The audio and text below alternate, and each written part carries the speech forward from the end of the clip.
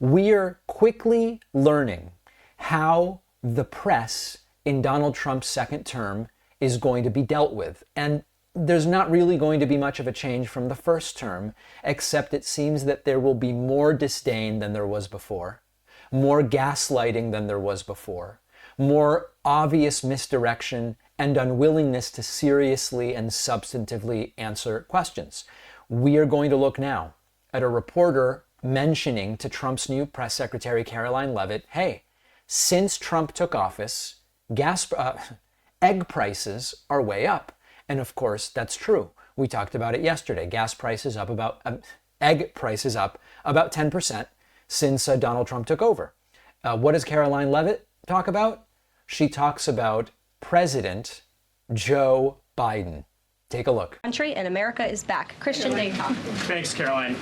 Just real quick, you mentioned the inflation executive order the president signed, but egg prices have skyrocketed since President Trump took office. So what specifically is he doing to lower those costs for Americans? Really glad you brought this up, because there is a lot of reporting out there that is putting the onus on this White House for the increased cost of eggs. I would like to point out to each and every one of you that in 2024, when Joe Biden was in the Oval Office, or upstairs in the residence sleeping, I'm not so sure, egg prices increased 65% in this country. We also have seen the cost of everything, not just eggs. Bacon, groceries, gasoline have increased because of the inflationary policies of the last administration. As far as the egg shortage, what's also contributing to that is that the Biden administration and the Department of Agriculture directed the mass killing of more than 100 million chickens, which has led to a lack of chicken supply in this country, therefore a lack of egg supply, which is leading to the shortage. So I will leave you with this point.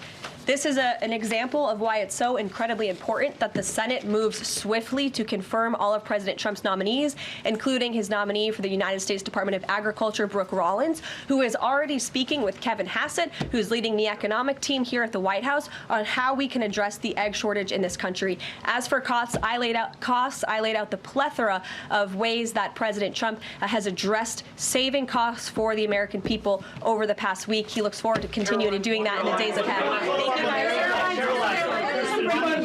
So, whatever she wants to say about Joe Biden, Biden left office with egg prices at $6.47 a gallon. They are now at $7.09. These are the cold numbers. I know Biden was president until noon on January 20th, noon Eastern time. I know that from noon on January 20th, maybe it was 12:05, Donald Trump has been president of the United States.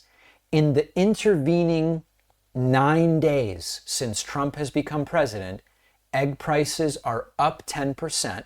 And as we talked about yesterday, Donald Trump's promise was he's going to get them down right away.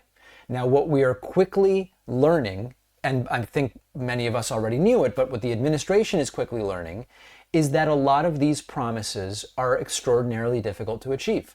It's easy to get everyone on board with almost anything when you are united against your shared enemy. Wokeness, Biden, DEI, inflation, or whatever. Once you're in charge, it is much more difficult to massage or lie about the numbers. And of course, a big part of the reason that egg prices are up, we talked about this in detail yesterday, so I won't spend a lot of time on it. One of the reasons that egg prices are up is because of bird flu. A huge driver of the egg prices that we're seeing is the devastation of farms brought by bird flu. 136 million birds infected or killed. This is not Trump's fault, but Donald Trump is already showing he doesn't give a damn about bird flu. Dealing with pandemics, he decided during his first presidential term, not really something that he believes presidents, I guess, should do or that he wants to do. And he's doing the same thing this time. He's made it clear, doesn't care. And bird flu is a huge, huge factor here. Instead, Trump is focusing on, tariffs, which will bring prices up, immigration crackdowns, which, if successful at scale, will bring prices up, worsening food supply issues, and doing the exact opposite of what should be done. So I am not unreasonable in acknowledging both when Biden was president and when Trump was president, presidents have little control over the price of eggs. The difference is that Republicans spent years blaming Biden for high food prices. They said back in 2021, when Biden took office, from this day forward, it is his responsibility, it's in his portfolio. And now that Trump is president, they still want to talk about Biden. So the theme is, when Biden was president, it's Biden's fault. When Trump is president, it's still Biden's fault. Last time Trump was president, if it's good, it's thanks to Trump. If it's bad, it's because of Barack Obama. You see the theme here.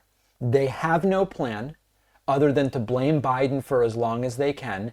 This is really post-partisan for me. Go back a decade, go back 15 years on this show, and you'll see that when I talk about gas prices, I give very little credit nor blame to presidents for high or low gas prices. It's mostly global economic conditions, the global oil market, demand, seasonality. Sure, the Strategic Petroleum Reserve does influence oil prices and therefore gas prices to a degree, but it's short to medium term and it's modest. Presidents can do things to make groceries more expensive. Trump plans to do a whole bunch of them, but we want to be fair about this. It is not a partisan issue in practice. It becomes partisan when one political party is constantly lying about how any of this works. All right, let me mention one more time. We have figured out a way to offer a limited number of signed copies of my forthcoming book, The Echo Machine. A few clarifications. I can't sign an audiobook because it's a virtual product. I can't sign a Kindle book, right? This only applies to the hardcover physical book. It looks like somewhere between 75, 100, maybe 200 physical copies I am going to be able to sign with dedications. It's going to be more expensive because my publisher will have to ship them to me. I will have to sign them and ship them individually. It'll probably be $50. If you want one, email info@davidpakman.com with the subject line, signed book. I will tell you, I received 49 requests yesterday. I don't know how many we're going to be able to offer.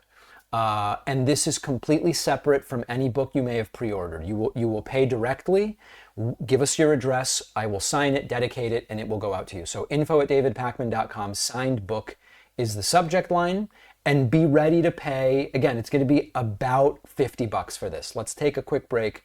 More, not about books, but about what's going on politically and globally after this short break.